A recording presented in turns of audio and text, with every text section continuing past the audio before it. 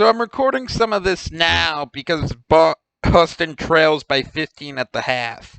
It is entirely possible that Golden State, presently ahead by a score of 54-39, simply turns the second half into a coronation on their part. Boston got off to a 14-2 run. They went inside to Horford and Smart, all the rest of the interior play to work inside and out. And then Golden State responding with the same style of play, working inside to out, went on a 52-25 run. The worst part for Boston is that it's not like there's been any inhuman performances in terms of scoring. Curry has 12, Thompson has 12, Wiggins has 10, Poole has 11, Draymond Green has 5, Gary Payton II has 4. It's been a very balanced scoring attack. The flip side is that aside from Brown having 14 and Tatum having 11, nobody else has more than 6 points. So they're going to have to distribute the ball. With the exception of Otto Porter Jr., the other 7 Warriors to receive playing time in the first half all got at least 10 minutes.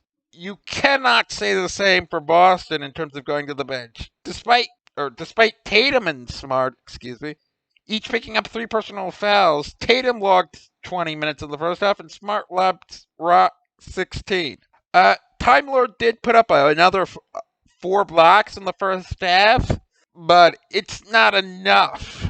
Golden State is looking to become only the second team to close out a final series in Boston on the road. The other, of course, being the Lakers in 1985. But that was a 2-3-2 series, so make of that what you will. Most of the rest of this is coming after the game, but before the trophy ceremony. And though Boston made it interesting in the second half of the game, it ultimately it didn't work out for them.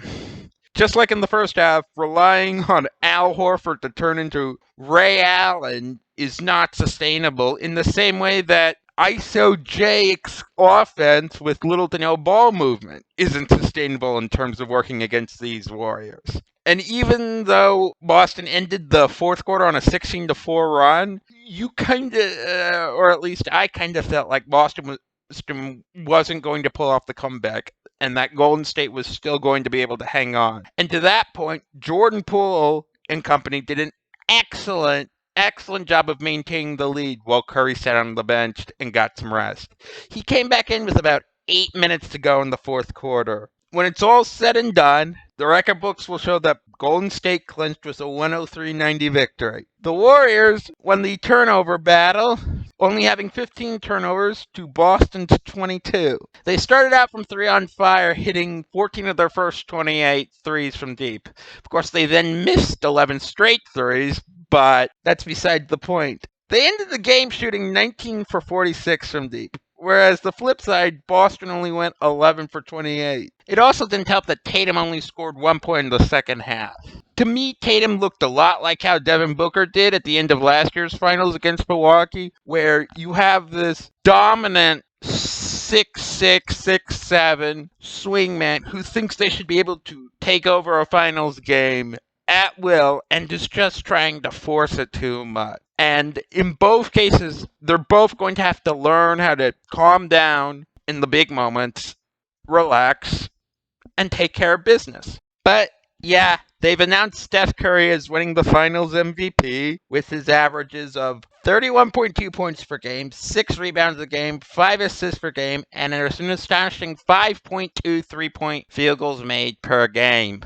As for the immediate future, Boston's going to have to make some adjustments, but they still have to feel very good about where they're at and their position for the future. Golden State, on the other hand, I know people like to go on and on about how the Warriors were such underdogs, but if you look at what happened these past 2 years after the 5 straight finals run, it's really not that surprising that Golden State mustered up the reinforcements. Their record had been artificially deflated over the past 2 years due to those injuries and the play-in loss that were so frequently mentioned in the post-game ceremony. And those give you the high draft picks and just the overall depth needed to compete. And the Warriors were also able to use those 2 seasons to get under the luxury tax and avoid an even more taxing repeater bill. Of course, I could be wrong, and the Warriors will win one more title with Curry, and the past few sentences aged terribly,